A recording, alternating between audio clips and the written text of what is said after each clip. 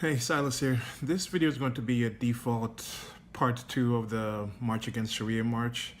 There's a few things I'd thought of during that march, and I wasn't sure if I was going to upload a part 2, but currently with the current timeline, with James O'Keefe and Project Veritas releasing these videos on undercover reporting and events happening with CNN and a few other established media sources, I was thinking about my experience at this March Against Sharia, thinking about it in light of what the media has been doing lately in the West and just other places in the world, and the amount of control over narratives and information that has been historically in a rather limited number of people, then thinking about going to this march and having as many people, it seemed that as many people who were there for just the march, there was that number of people recording things, taping things, filming things.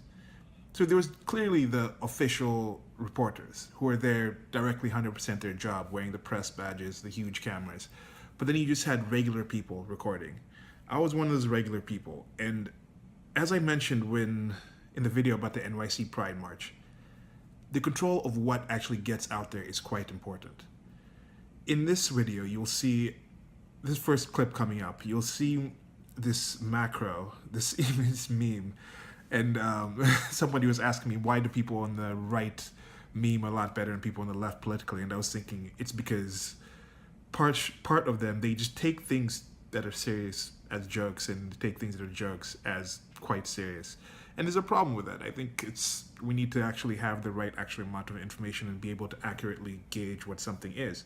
But anyway, this image macro, just warning you, just saying these words might get this video flagged. But yeah, it's Linda Sarsour having intercourse with, I think, the Prophet Muhammad. On the wall, there's like a Dora the Explorer type thing written Aisha and Milo Yiannopoulos in a MAGA hat. So completely inflammatory stuff. But if somebody takes a picture of this and then posts it and says this is what the March Against Sharia was, isn't that similar to somebody going to the NYC Pride March and, as I mentioned, there was somebody rollerblading around in literally string, okay, roller skates. So you have to be accurate. It's roller skates, some knee-high socks, and string. But if you take that image and you say, okay, this is an entire NYC Pride March, that's not accurate either. That's one person in there. He was trying to get his message out in his own way, in his own sexualized way.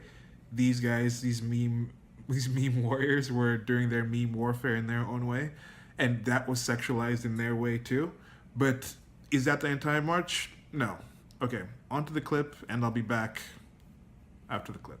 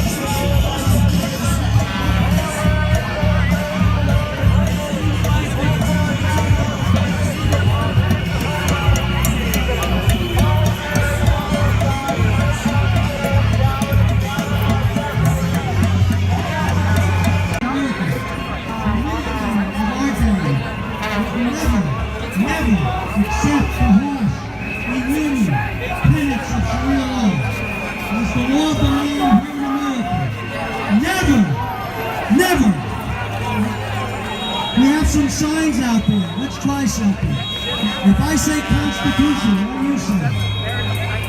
If I say Sharia law, what do you say? Let's do that. Constitution. Sharia law. Constitution. Sharia law. Well done. We're facing a very serious challenge to the preservation of our Constitution and the freedoms that it bestows on all of us. As can be witnessed by the number of counter-protests being held in opposition to our event. There are those who would usurp the principles of our Constitution and impose the brutalities of Sharia law in its place. Yeah, as you can see, most of it was, at least the intention of the people organizing it was more about a pro-America against specifically Sharia law coming into America, which I don't think anyone who's actually read anything about Sharia law would say that it's compatible with Western values, let alone the Constitution or Americans' laws. So that's ostensibly what they were there for. I mean, specifically, that's what they were there for. Now, what other people think they were there for, that's another deal. In this next clip, you'll see the few people that were there were even kited away because some of the anti-protesters started coming across. And then when you have those clashes, that makes for better TV. And as you'll see, there's this one gentleman in, I assume he's a gentleman. He hasn't given me any reason to think he wasn't. But this was a really cool aspect. He's wearing this blue shirt, blue collared shirt. You'll see him in a couple of the clips. And he's a reporter. He's taking a few different shots of what's going on. And you can hear what he's saying in some of it, talking about how some of the people are dressed in some militaristic type gear because they've seen violence on the left. At least that's what they're saying. They're saying, I've seen violence on the left, and you see things at Berkeley, you see other events where people on the left have been violent, so they came prepared. So he was taking a few different clips of his report and actually end up seeing the actual report of one of the clips that I ended up filming. So it was kind of cool being a situation where we can be the people we used to just watch. So it's like now we're watching the watchers. You know, the watchers have now become people who are watchers that used to just be watchers, and now you can watch the watchers watch the watcher. So you can watch me film the person filming something else and then end up seeing him, what he was watching, and then, yeah, it's a whole smorgasbord of information. And I think we should take this opportunity and actually make the best out of it and get as much information as possible. So yeah, on to the clip. Be back for more.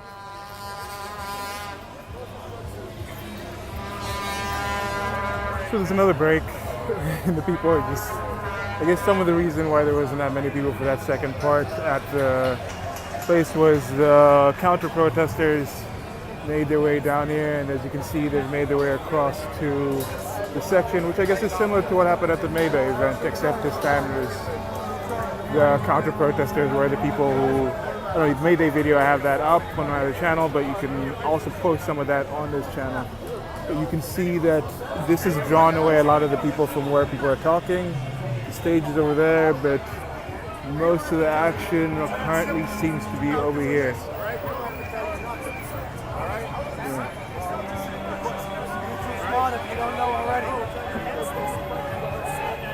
Those are the pictures of the two people that got stabbed in Portland, and the lady, I guess, that was being made fun of that they came to step in for.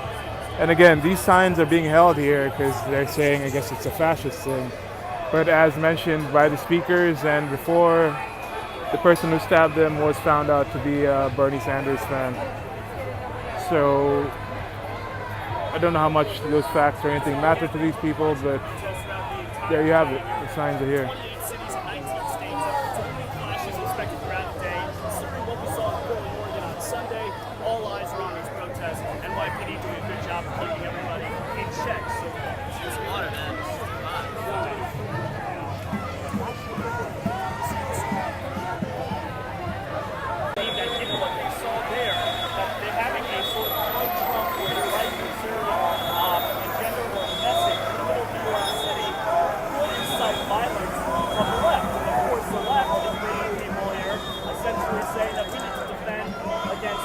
On the other side, so both are armed and ready just in case.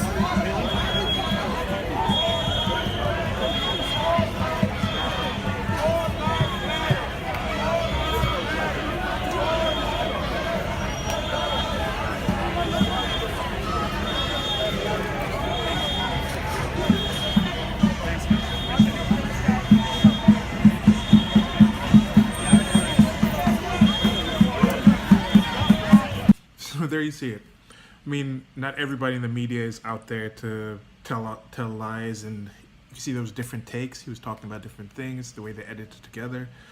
People were there for different reasons. In these next couple of clips, you're going to see some people just kind of up on the stage dancing during the lull, chanting. There was one guy who was holding an InfoWars, like CNN is ISIS shirt. He just wrote with a marker, and there was some lady just dancing to music, and then there was a time when the music went off, she kept dancing. So people were there for different reasons. Some people just show up, like I had a friend show up with some guests from out of town, and they were from actually a different country, and they were wondering what was going on, and they were asking about the signs, the different symbols. One of them asked about this symbol. It's like, what is this? What is this? And we had to tell him that that was actually considered a white power sign by some people. And then he's wondering, like, okay, when's the right time for me to use this? When can I use this? Because for him, that's just some random symbol that somebody's using that looks kind of funny, or it looks like something he wants to use. For other people, that's a white power sign. That's a sign that signifies that this person doing it is a white nationalist, is a Nazi, is a racist. And when you say somebody is that thing, then you can go out and be violent against that person, because those are horrible things to be, ostensibly.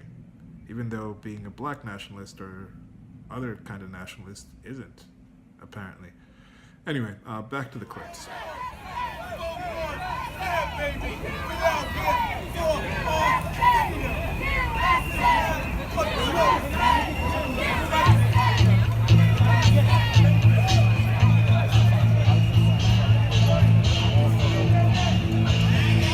I said this.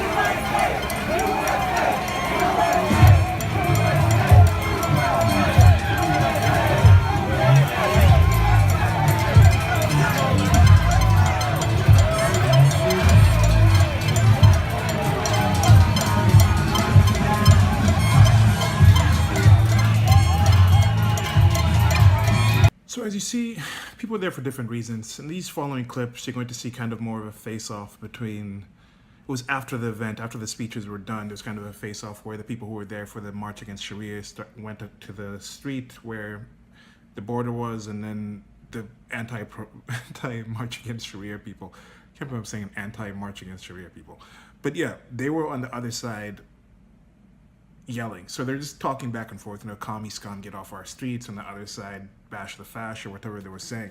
But this is kind of thing where you're kind of wondering, okay, now why are people here? The amount of people there weren't that many people, and the people organizing, at least there was some media people wanted to get somebody. I remember somebody asking the organizer, can you get the people organized in front of that massive American flag so we can take a photo? And that was similar to me as that BBC, there was a thing that the BBC was caught trying to set up Muslims showing up for an anti-terrorism event. Like they actually had the street cordoned off, and the police actually opened it up, and they positioned the people and took the shots of them. And this is what people have to do, have been doing when it's their job, when it's somebody's job to get the correct angles. Even right now, I'm going through editing this and putting out different clips. I had to choose what I wanted to record. I could have easily just recorded the whole thing. I mean, I guess I couldn't have easily done it. I don't have the actual material to do it. But what's the difference with live streaming just an entire event versus going back and editing and saying, yeah, let's get these accurate shots? And I'm kind of glad they decided let's not actually get everybody to stand in front of this flag. I think there might have been a minor attempt to get people towards it, but they're like, no, let's not get up and set up an image that actually didn't organically occur in this place. So back to the clip. The next one's just going to be me walking, I think, towards the end. You know, even after I was done, I was kind of thinking like, okay, things are still going on. I still see people moving, and I could have decided to just leave right after the event, but I hung out after and got some more thoughts on that. So back to the clips.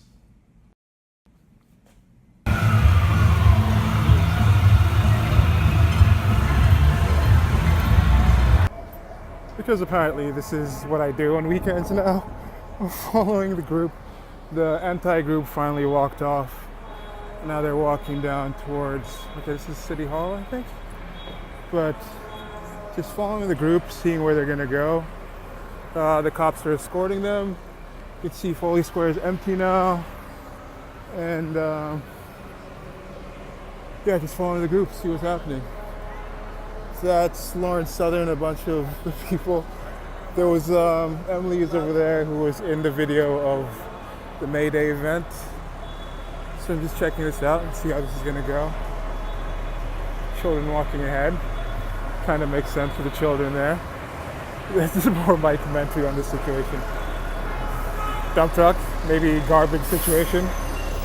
And this is the cool part of it, like New York is still New York, so you still got just people on the big bus, tour buses, kind of going around, filming and seeing both the people and the protesters and the sites. And actually, personally for me, I think this is one of the great parts of America, that you can have this kind of event. You can have these people, somebody with the Paris climate thing, I don't know. But anyway, you can have this kind of event, you can have different people mixed up, people going on their own life.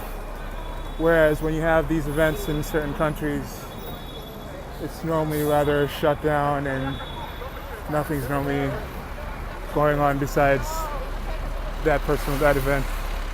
Now these last clips are going to be right by the metro station as I was about to head back. Now I saw some familiar faces there that I'd seen at the May Day event, which was on March 1st. I think, yeah, there's a video of that up there too. Some of these, I think the By All Any Means or some group. And I had in mind how that shooter in Virginia, they showed these photos and images of him actually having attended these kind of marches, attended these kind of events. And already, to be at an event like this, it's already a self-selecting group of people. You know, most people are like the people on that tour bus that you saw. They just kind of just look at politics as a side thing. And not even just politics, but most people think about most things in the world as a side thing. But then why is something important to you and not important to somebody else? Why is CNN saying Trump might be a Russian operative to you just something you brush off, yet to somebody else, it could ostensibly drive them to decide that this is actually a despotic government. This is actually something I need to go out personally and do something about. Whether it's protesting, taking time out of my day where I could be doing countless other things and protesting, or going as far to incitement of violence.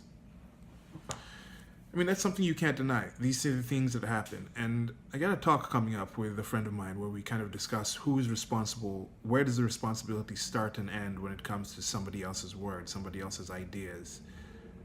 But there is an ability, there is an influence out there. If you have a certain platform, if you have a certain ability, you should be held accountable to what you're saying. The same way how people are saying, oh, Donald Trump should be held accountable for his tweets. He's not acting presidential. He just had a savage tweet against Mika Brzezinski and Joe Scarborough. It's savage. Probably links in the low bar, but thinking like the savagery level was like a surgeon operating with like a jagged, rusted machete. It's seriously some harsh stuff. So they're saying, yeah, Donald Trump and his platform shouldn't say these irresponsible things. Yet, the media has been saying constantly irresponsible things without proof, talking about, yeah. So if they are holding themselves on that level and saying, we are the news, we should be trusted, if you have a higher platform, you're held to a higher level of what you say and what you do, trying to hold Trump to that level, then we should hold them to that higher level too. And now we don't just have to hold them to that higher level. It's a situation where if they're not achieving that level of trust, of news information, if they're not actually giving you honest information that you're expecting, now if you continue to listen to these people and continue to follow these people, continue to hold them in high esteem, then it gets to the point where it's now your responsibility. So I think it's time to take it upon ourselves to go out and find other sources of information. Cross-check your things. Don't just take something on face value. Don't take anything I'm saying on face value. I mean, you probably won't because I'm really not that important right now or anything. But yeah, so back to the video. One last thing. These people in this video, right? You're not going to see this in the clip. I should have still been recording this, but there's one guy who actually I had a conversation with at the May Day event, and I ended up seeing him once I actually went down into the metro, into the subway station. And he looks at me and he says, "Oh, they didn't pay you today." And I kind of just went along with him, like, "Yeah, well, they didn't pay me," because he was, I think, wondering the same thing. He was like, "Why are you here?" And I think he was convinced that I'm some kind of agent or paid by some kind of company or some person to stealth them or to follow them or to record these things or to troll them. And I'm not. I was just there. But yeah, that's kind of thing I was wondering. Like, they're also wondering, why are the people there? They're like, why would you be here if these people are negative? So it's yeah. Why are we here? Why are we trying to find this information? And I think that's key. That why. That's what I'm trying to figure out some things. And yeah, like, share, and subscribe. I'll finish it up now with a few clips. And thanks for watching. Bye. So now they've reached Brooklyn Bridge City Hall, metro stop area. And they're still chanting.